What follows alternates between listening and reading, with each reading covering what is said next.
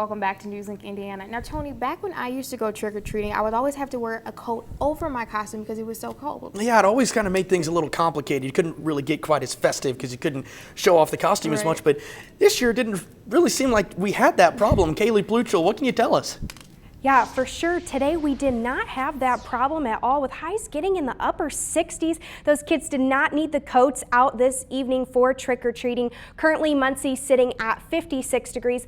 Light winds around 7 miles per hour. And throughout this evening, 10 p.m. we see 57, 1 a.m. around 58, and then a little bit higher here at 4 a.m., which gives that little chance of those warmer temperatures tomorrow. Now, for tonight, we will see lows in the mid-50s. Unfortunately, trick-or-treating has ended for tonight between 5 and 9 p.m. But if you're still trying to sneak out some candy, you will maybe just need a light jacket for the rest of this evening.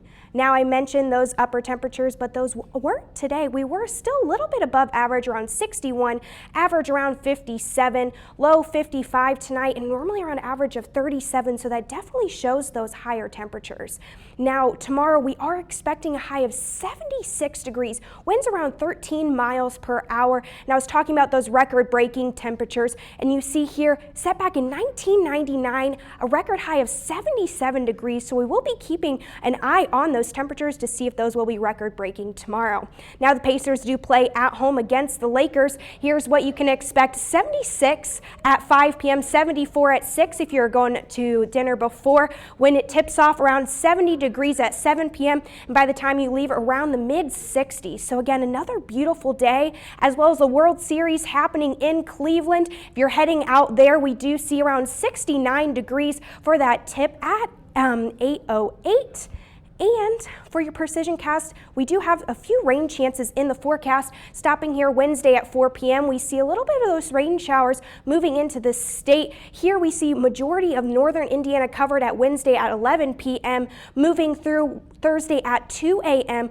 Scattered showers, again, we will be seeing most likely some of those in Muncie, but moving forward throughout Thursday, we're stopping here around lunchtime. You just see a few clouds out there and not a lot of rain chances.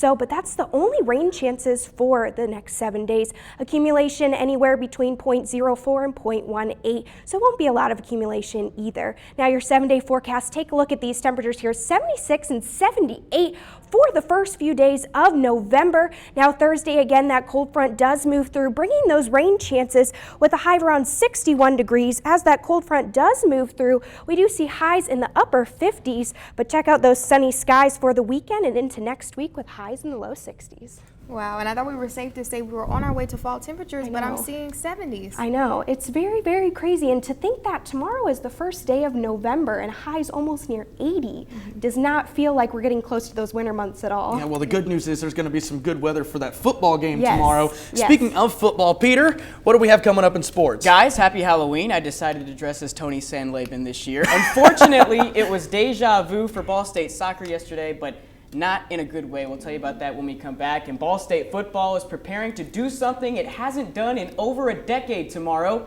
We'll have details when we come back in sports.